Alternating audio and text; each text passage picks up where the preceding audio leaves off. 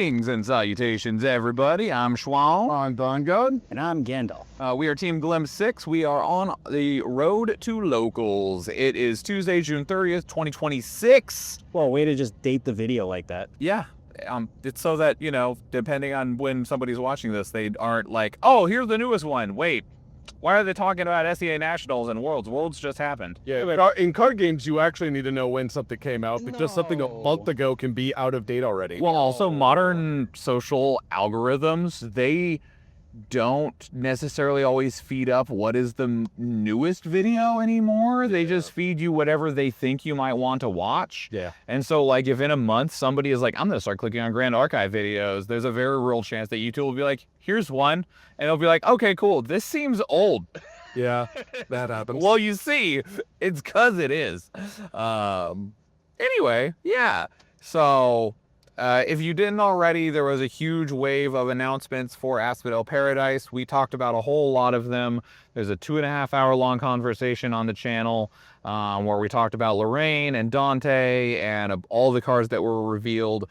A lot of things that we're really looking forward to. We intentionally didn't talk about SEA Nationals too heavily on the ban list or anything like that because we knew that that's probably what we talk about today, which is what we're going to talk about today. So let's just go ahead and open up with Southeast Asia Nationals. And we'll just start at the very top, which is it was won by what, for all intents and purposes, is a rogue deck. It was a Water Umbra Mill Package Alice. Obviously, evil Alice. Immediate thoughts, everybody? I think it's starting to see more play. And I feel like with Mill, kind of in general, they kind of prey more on slower control-based decks. There was hardly any fire. There was, well, in top 8, there was 0 fire. Yeah. And in top 16, there was like 1, and it was a Suzaku. So Mill right now, at least in my opinion, is actually a pretty decent idea because of how, it's not that the format is slow, but the decks that are being played set up a little bit more slowly than they have been. I think even beyond that, there is also a problem that, this is going to be weird, Pearled Prayer is a problem. Yeah. Because it's so much recovery. Like, yes, Jin has Mend Flesh and Alice has Abnegation, but you gave them another one, both of them another one in the form of Pearled Prayer. So, like, all aggro decks against Jin, it's like, can you kill him before he hits level 3? Can you? Because if you can't, you lose. Like, there's just no question about it. Like, if you don't kill him before he has the word immortal on him and can say, I recover 15, you lose. And then Alice, you have to do it all in one chunk. You bet, yeah, you have to kill her, like, just take 30. And it has to be 30. Because, sure, she only has 22 life, but Lineage Release says gain 5. Like, yeah. And that's ignoring if she has a fast activation, Abnegation, or Pearl Prayer. Like, sure, you only recover 4 if it's fast instead of in main phase, but... I mean, that's an entire burn spell.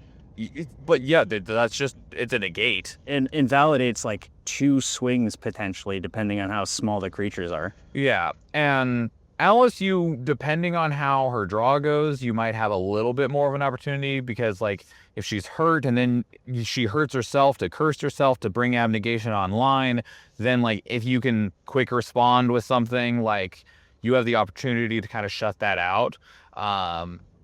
Just as a note to anyone playing a fire deck at all, you 100% need to be running 4, no less, 4 fiery interferences if you want to have a chance against either of these mill decks. Yep. Probably the Infernal Vessel. And you realistically should also have Infernal Vessel.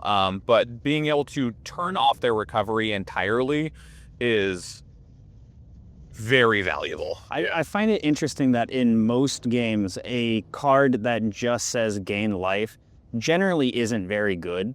Sure. But with the large, like, amount that you gain in this game, in some aspects, like, you could run just the card that says, hey, gain, 7 life, and it's fucking phenomenal. Yeah, it works. Pearl Prayer. Yeah, Pearl Prayer. I mean, Pearl Prayer also has the benefit of you can do it at fast speed to gain 4, and it replaces itself. That's a very important piece, is that it does replace itself. So my immediate thoughts is that as somebody who hails from like Magic and playing like EDH, and I went into the subsect of like competitive EDH, which is a mistake. I played Yu-Gi-Oh! And Pokemon. You played a bit of Fab. Well, what I'm thinking of specifically is everything. This reminds me, the concept of Regal Inquisition and Dynastic Whirlpool reminds me of how the immediate go-to for a lot of decks was to play Thassa's Oracle and Demonic Consultation or some sort of... So people have an idea of what you're talking about. So Demonic Consultation essentially exiles your library, and then Thassa's Oracle basically says if you have no library, you win. There's more that it can go into, but that's the gist of what it does. And it feels like the answer, like the decks that always ran that are the decks where they're like, we want a bunch of good stuff, we just can't find a win con. And that feels like what Regal Inquisition and Dynastic Whirlpool are becoming, is we have cards that we like, we have cards that can be good, but we don't have a win con, so the answer is Dynastic Whirlpool. Yeah. And you just go on mill. Oh, I mean, that's like, I've played a good, healthy amount. We have a local who plays a ton of Watermill Gin, and both myself and them have said the same things of like, yeah, milling works, but I would really wish this had some other form of win con. And yes, of course, it does have Enrage and Relentless Outburst in there, but those still don't feel like... None of the win cons for Watermill Gin feel strong. They don't feel like, yeah, this is what my goal was the whole time. It was like, all right, I didn't die, and you lost eventually in there. Yeah. Like, cool. I mean, he's got one of the only like ultimates that actually is getting played. It's true. It's not in the water one though. It's like that and Golden Checkmate, and you don't actually play Golden Checkmate. Oh, you do in Chessman now. Sure. CL does sometimes play their ultimate so that they can combo throwing foe awakenings at you. Sure. It does happen, but it's still rare. And Auspicious Manifestation is still seeing some I play. don't even count that as an ult. Like, Yeah, but it does it tell doesn't. it on it. It doesn't read win the game. Sure. Like, it says lose slower. It says demoralize your opponent because the fumes didn't work. Listen, as a former Lantern Control player, demoralizing your opponent is a win condition. Yeah, that's why Mill just won a tournament, right? Yeah, probably. I am very happy though, because like I've played a decent amount of the Argus Alice deck, and that deck's fun. I like that deck. Like running Shaded Doppelganger and Argus and just beating them down with a 4/5 and a 4/10 and a 5/3 or whatever the Doppelganger's power toughness is. That feels really good. Like it a lot. But it's not quite nearly on the level of like just a full-on mill package where it's like, hey, I'm not gonna lose and I will remove your library.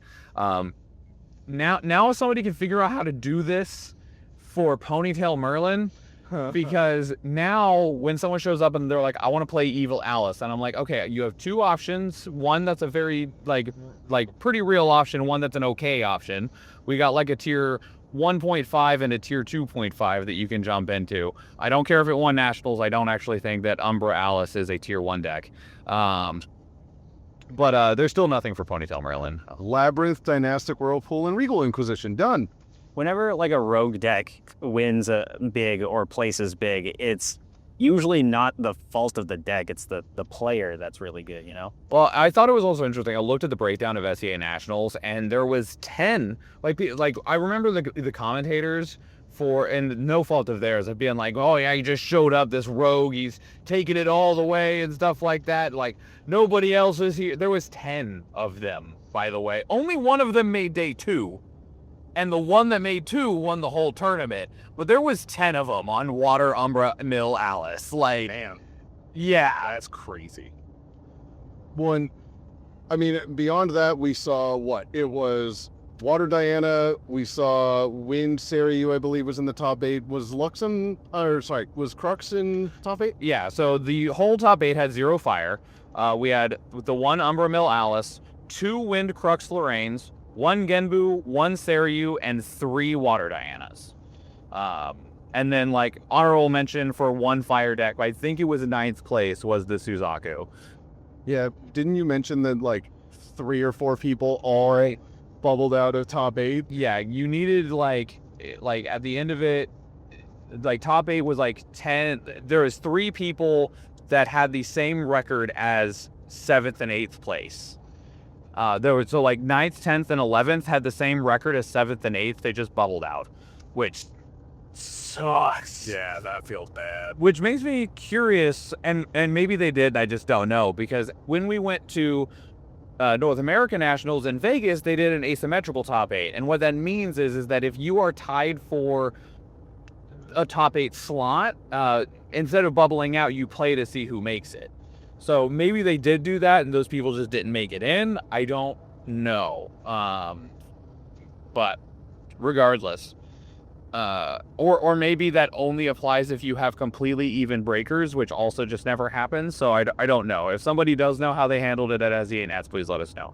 Crux Lorraine was my initial guess for who would be able to take down SEA Nationals. Didn't end up happening.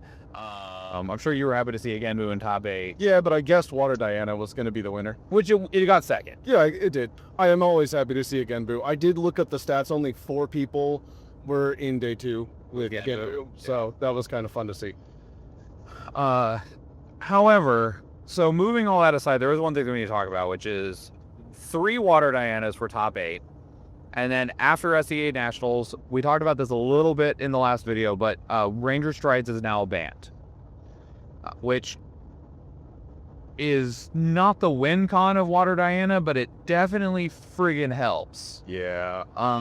Crazy timing. I really thought that they were going to wait until after Worlds so that all these people who have been grinding this specific strategy would be able to still have that for Worlds, and they just decided not to. Not that it matters a whole lot, but I also find it very entertaining that the deck that most prominently features Cheshire Cat probably won't run Cheshire Cat, and Cheshire Cat is the world's top 8 promo.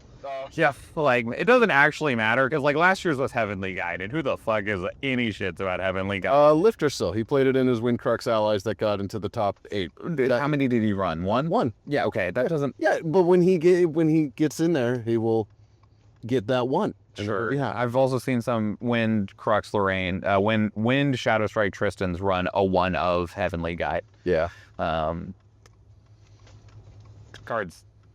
It's great in Pantheon. Fantastic Pantheon card. I've never tried it with a displace, so I'd like to see that. Why? Well, can't it come into play and then it gets you to level 2 and then you can displace to go to level? It's a level 2 plus. Oh, that's right. It's on level 2 plus only. That's Yeah. right. Oh well, yeah.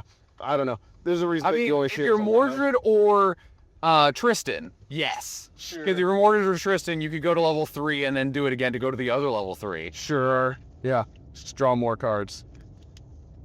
Don't do that.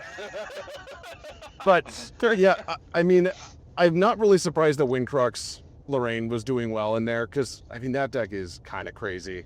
Ayla's dumb. Ayla is insane. Yeah. I wouldn't be surprised. So we'll return to the Ranger Strides talk in just a moment, but not that I think that they need banned, but if someone was like, hey, what's some cards you think could go on the ban list right now? Ayla is one, and Pearled Prayer is another. Yeah. Like, both of those are really, like, strong pieces that are not integral to the game plan of the decks that they're in, but they sure provide a lot of power. Well, especially when you're looking at, like, Seiryu, where they're just going, I have either, like, an Uther or the Fate Stone of Heaven, where it's just like, I'm just going to keep blowing up stuff forever, and you can't stop that.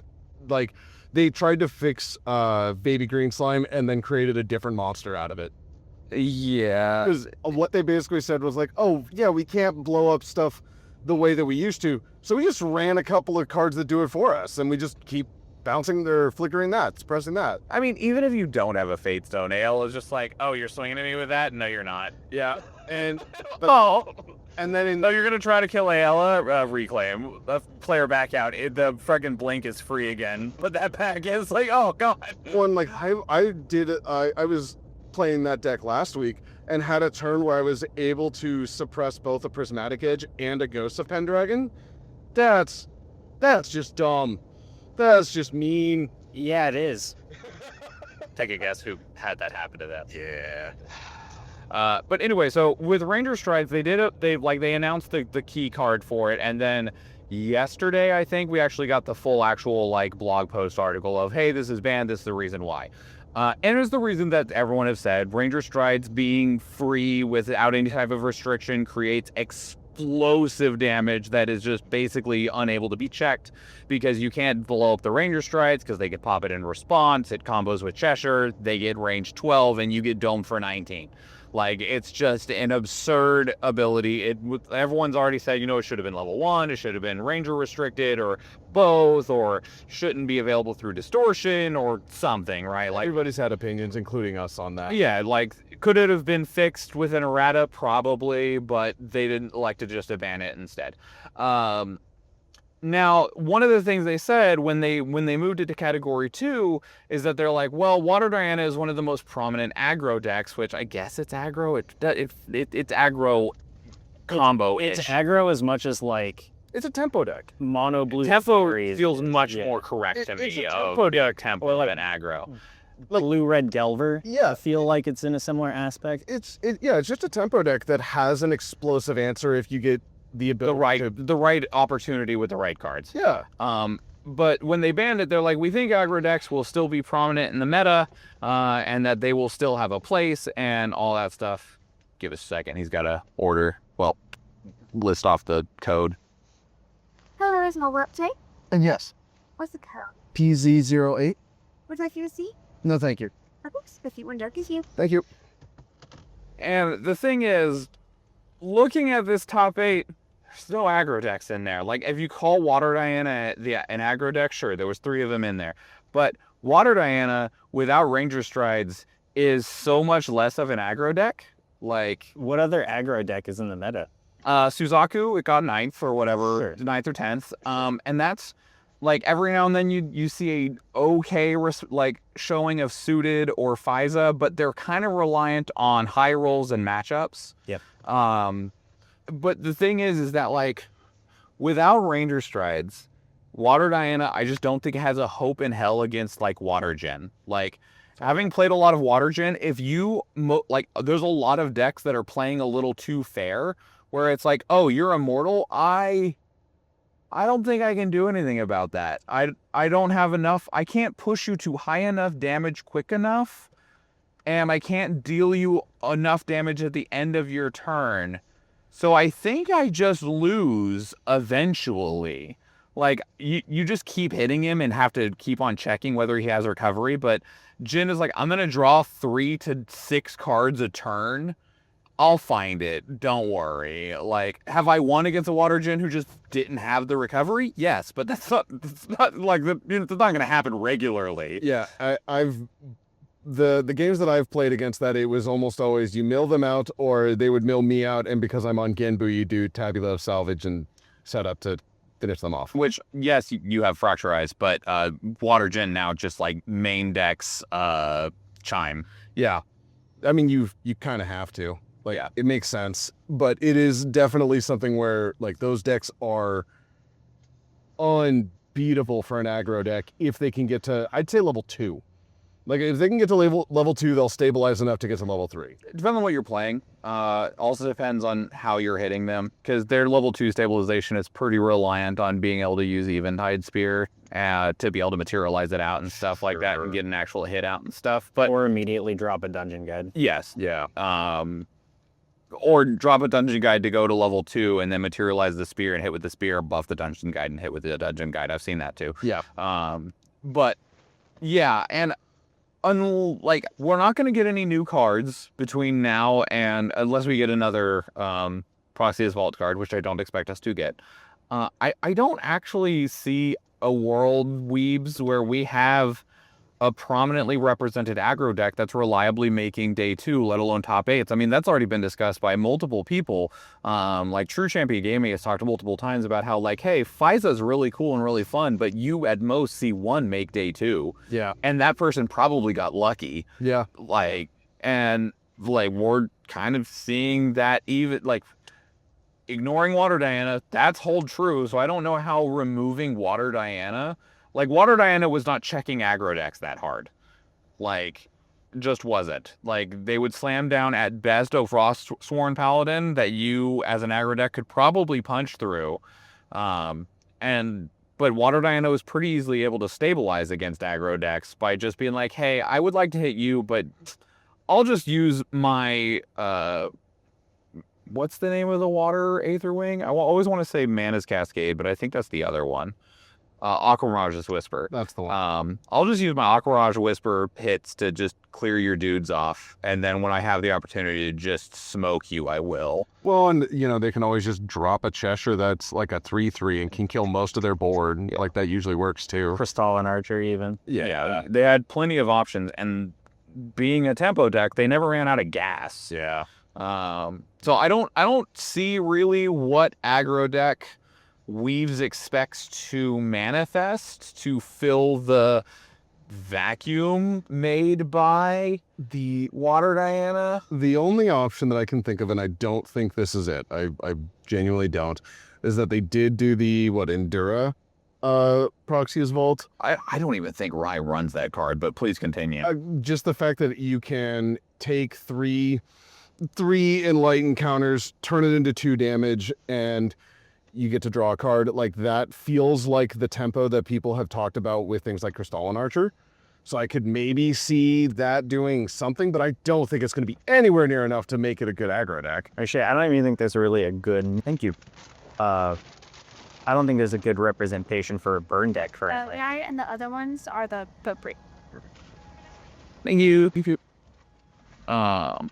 I'm sorry, I missed your comment, Nathan. Could you? Oh, you're good. I don't think there's a good representation for a burn deck currently. Daoshan's the closest. Yeah, and I hate to say it, bro. No, I'm not. He's agreeing with you. I said it's the closest. I didn't say it was. Yeah. Like, you are absolutely correct that we don't have a good representation of a burn deck. And I also don't think that there's much space for one either. No. Which kind of sucks because I think Fractals, water fractals, I guess, could be considered a burn deck. Sure, but I always go back. But it also feels more combo-y than burn. Of like, I don't do anything until I set up 7 fractals and then throw a Shimmering Refraction, a Refracting Missile, and Versus under you and deal you 28 in a turn. Well, and also Fractals have been on the downtick. I mean, we've seen some of the best players take it to a tournament and go, yeah, that didn't go well.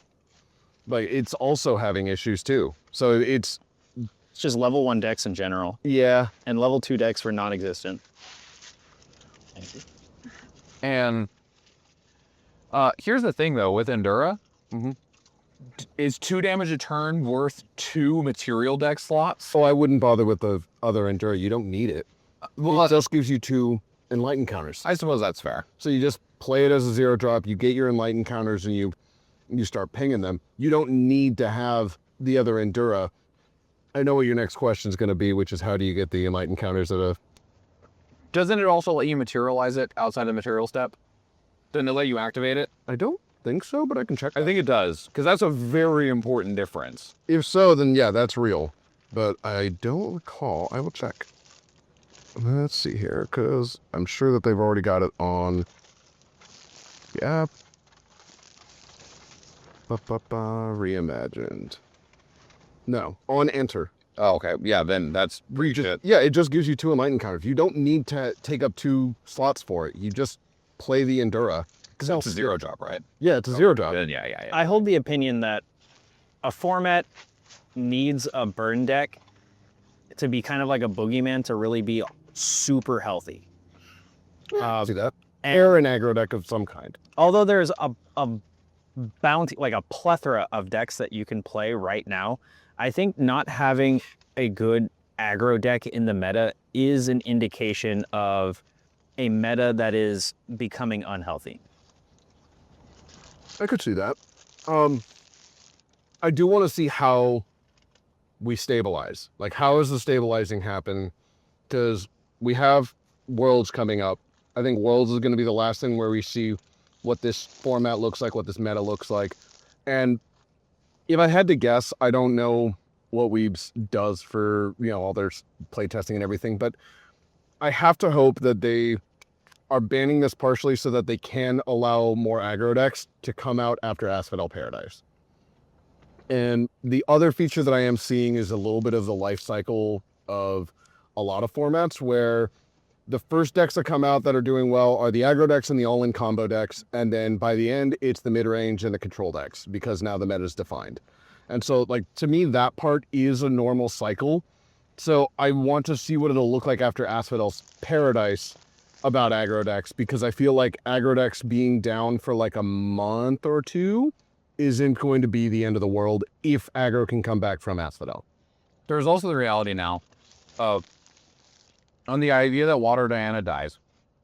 There is talk of Water Diana sticking around and either just adjusting its tempo to not have like Cheshire explosive start type stuff, or going all the way to Astra for a combo in the form of Cosmic Focus and Cometary Vantage and stuff. Depending on what it does mean that people need to not have as many answers for Water Diana. And so that could mean that they're jamming more answers for Mill or whatever. Mm-hmm. Which I do think that Mill has started to become its own boogeyman right now. You have to have something. Yeah. Like, you absolutely should, in your main deck, probably at minimum be running Nullifying Lantern if you're worried about Genbu. Don't do that. Just don't worry about that. Sorry about napkin. The card's not that good. It's fine. If not, play something else. Chime or something. I don't know. The problem with the other answers to Mill, so the other answers to Mill don't work if you're an aggro deck. Oh, yeah. Because Chime and Void's Cloak both Are level 3. are exalted. Yep. Or, yeah, I guess they're not level 3. You know what's like a soft band-aid for Mill? Palvor Sword. Because a lot of Mill, like Mill's more based off of how many cards of That's like, water. exclusively Genbu. Is it? Yep. Dynastic Whirlpool and Regal Inquisition do not care. Oh, well, Yeah, it's only against Ganbu. Because, like, my brain was thinking of Intensified Pyre could work. But again, that cares about how many cards are in your opponent's graveyard, which only matters to Ganbu. what about putting a gun on the table? I mean, it could work. We've seen it done in Yu-Gi-Oh, except with a knife. So you're saying there's a chance. Yeah, I would really like to see some of the games that, like, I wasn't able to watch SEA Nats, and I would like to see how the games went wherein this person lost. Because, like, did somebody just happen to get under them, or is there, like, a way that, like, I don't know, can Wind Crux just, like, bash them over the head enough times that they get through it with things like the Retribution on the back end, or, like, I don't know. Semifinals. The semifinals was Wind Crux Lorraine against the Water Umbra Alice. Mm-hmm. And I will say that if that Crux list had a fire card in it, they would have won. But they were running a list without the fire card. And so they couldn't get the, like, literally, I think they needed 1 or 2 damage. With the like 3/1 sword. Mm-hmm. Prismatic good, yeah. Yep. So, but there's a chance that there's a million variables that could have happened. Like, oh, if he had the fire card, he could have potentially lost this other game along the way or whatever, right? But it was very close. Like, it was very, very close. I think also, like, literally, if he would have done something like a turn earlier that would have changed how much influence he had, he would have won also. But, like, those are always hindsight things. Yeah, that's a hindsight, and, like, that's just beating yourself up if you're going that hard. Like, sometimes it's self-coaching, sometimes it's hurting yourself. But I can easily see how that would be an incredibly hard deck to get through if you are a mid-range deck that doesn't have answers to mill. I think one of the other things that makes me sad about Mill is Regal Inquisition. Of that Regal Inquisition, like, I picked up Regal Inquisitions to play them in Seiryu and Umbra Diana because they were used to check to make sure your combo was safe, right? Mm-hmm. You'd be like, cool, Regal Inquisition, do you have an answer to me going Harness Lightning, Seiryu's command, Byaku's command? Or in Umbra Diana, it was used to check. It's like a git probe. Yeah, it was like, hey, Thoughtseize. It was a Thoughtseizes, yeah. And you'd be like, or in Umbra Diana, you'd be like, cool, I want to do my level 3, get Shadow's Twin, load it up, hit you, make you draw cards thing, right? Or in the other Diana, I want to load up my curses and pop my curses to get a bunch of swings in. I'm going to Regal Inquisition you first. That I am sure was the intended design of Regal Inquisition, right? I'm sure that is what Weebs wanted that card to do and be used for. Instead, Regal Inquisition says mill whatever is in your hand. Yeah, I feel like You have 8, mill 8. it could have just as easily said up to 3 cards from their hand or memory. Because if they don't, if they have more cards than that, you might have an issue anyway. Like they might be able to respond to the discard spell. But the fact that it can be like, oh, you have, an influence of 11. Mill 11. Excuse me. Yeah, mill 11. That's just not fun. Like that just kind of sucks. And But you get to draw cards. Everyone loves drawing cards. you don't draw the cards, you reveal them, and your opponent gets to see them all, but they just go right into your hand. For the sake of certain things that care about draws, like it doesn't actually. Humbert, I would love if it was draw. Yeah, right. Oh man. But like that to me is something that I am not a fan of seeing Regal Inquisition being used in this way. Dynastic Whirlpool, it says exactly what it says on the tin. You know what you're getting. I agree with Schwahn in the sense that like I felt like Regal Inquisition had one game plan that they were aiming for, and now it's doing something completely different than what they intended. I feel like that's kind of an issue in this game, is that they'll design something, and because of the nature of card game players, you just end up finding a broken reason to play it in decks that wouldn't normally run it. Sure, that happens commonly, but also this is a game that does, erratas and like makes other versions. I mean, we saw Gray Slime to Silver Slime did this, where they said, you know what, this one's too powerful, we're going to give you this other one. And like, I could easily see that being something that they could do with Regal Inquisition, just to make it so that it's not being used as a mill win con and just being used as a way to verify that your combo can go through like it appears to have intended.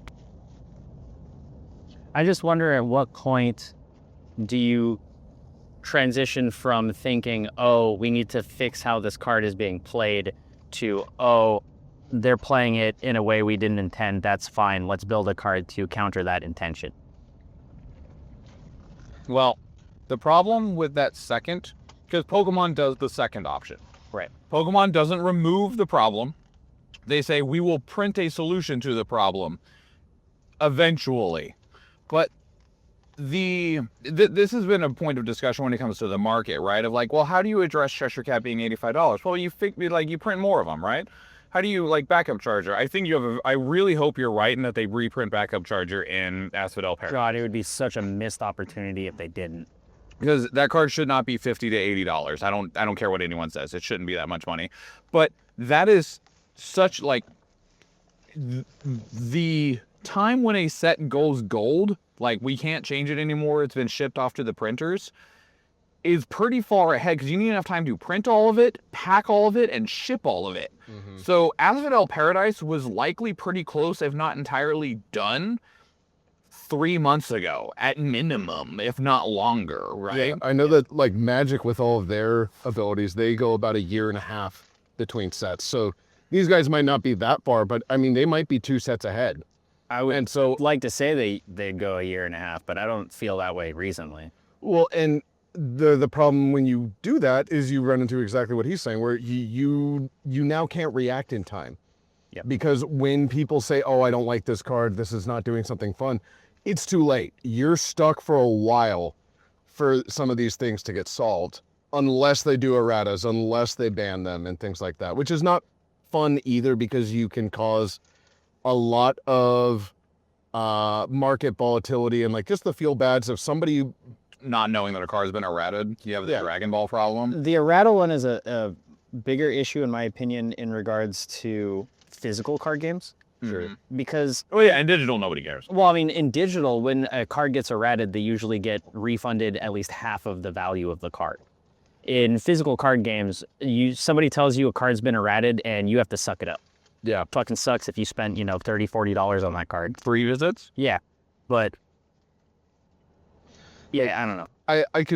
I definitely agree, and I think that is a dangerous answer, but I also do think it's unreasonable to ask them to print answers once they see that it's happening, because by the time we will see it, we will all have been fed up with the problem. Sure, but I feel like with we have a tool in Grand Archive that could help benefit printing quick answers to help metas in Proxy's Vault. Which they do use from time to time, but they only put material deck cards in the Proxy's Vault. That's fair. And I think that it's really hard to design an answer for something like Regal Inquisition that's a material deck card. And all of the material deck cards are normally fracturizable, right? Mhm. So it's like, well, we printed this to try to help you along, but one of the, if not one of the most common top 5 played cards in the entire format says, I don't care. Like, But then you also run into the Doomblade argument, right? Well, yeah, but I think in this case, the problem is that you have to look at the entirety of the decks as a whole that are currently doing this. So like all of the mill decks that we have seen have been water. They have been long game kind of setups where they set up some sort of a lock. So like, you know that there's going to be a fracturized because there's no way that those water decks aren't running it. Yes, there is the Doomblade argument of, this card sucks because it dies to removal, which I do hate that argument, but there is a difference in it dies to removal to you are putting in an answer to a deck that will always have 4 of the most prominent removal for that card in their deck. It's one thing of like, you need specific removal, right? Like, whereas this just dies to fucking anything. That's the bigger difference, is prominence and ease of access for removal. I do think Weaves has another problem, and I think they're trying to move away from this, and I don't know if they see it as a problem internally. I feel like Weaves prints too broad stroke, widely strong cards way too early for their game. Sure. Cards like Nullifying Lantern that just this effect, like, is this game altering effect. First set, fucking send it, right? And they result in very hard to address. Like, you can't power creep Nullifying Lantern, which I guess on one hand is good, but it also means like, well, this is the best card for this effect. Well, I wonder Until you say like only target opponent's graveyard gets nullified, which don't do that. Well, I also have to wonder if there's a way that they could have printed that card in hindsight that would have removed the fact that your opponent can fracturize it and make it even harder to get rid of. No, but it's not even that. It's that you can apply that statement to multiple other cards. Regal Inquisition, how do you make a better Regal Inquisition? Make it not exalted, I guess? 1 cost.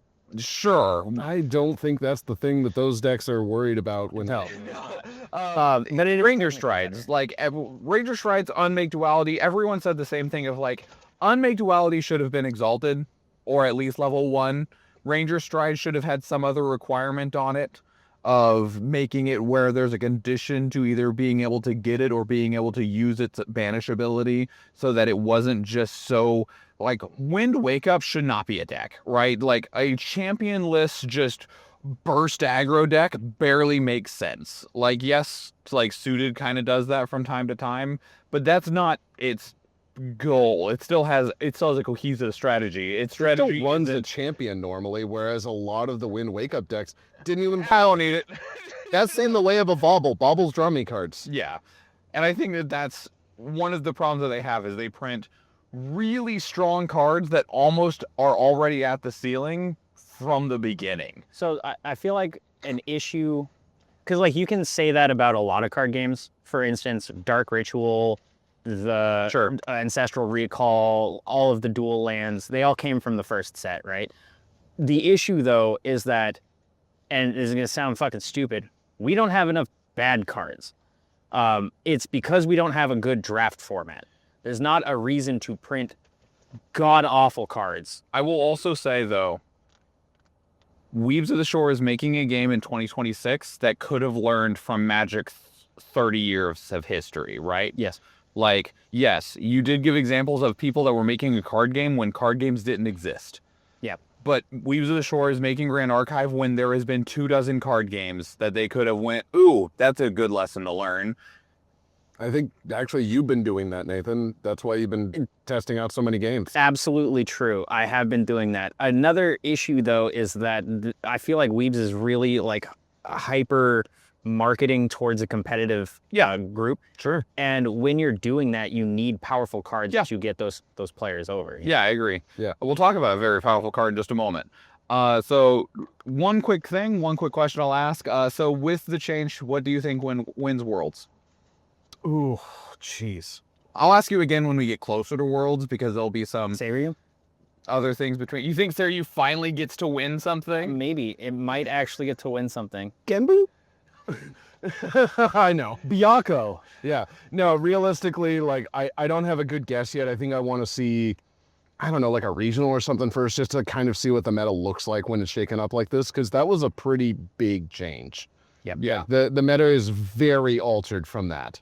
So I'll just question. What do you think is the new? Because Water Diana absolutely was the boogeyman. Like it used to be Seiryu, it became Water Diana. What's the boogeyman now? Seiryu or Crux allies, where it's any wind level 3 deck that is playing Ayala and can blink a huge problem. Such You think that will be a boogeyman more than Mill? Yeah. I'm gonna guess that right now, but I want to see how it looks in the future. I still think that Mill is not. I don't like that little set of like the 8 cards that people are just running as strictly Mill cards. Sure. But I am hopeful that the game doesn't just turn into Mill. Like I think it's legitimately just like a hope that the game doesn't just devolve into a bunch of Mill decks. Sure. The issue with that is they're more inclined to devolve into mill decks if we have nothing but slow level 3 decks. So if we have a boogeyman and, you know, with our format being almost exclusively level 3 decks, it's probably going to be mill as the boogeyman, or at least some really good like aggro deck that can get out from under him, or maybe even a mid-range that can get out from under him. But it in my opinion, the thing to worry about going forward is going to be, like you were saying, mill. Like it's getting faster and faster each new set. Yeah, that's fair. It's what? You? Oh. What do I think will win versus what I like would win? Yeah. I think are very different things. Think. Let's go with think, because I say think, then go with what you hope. I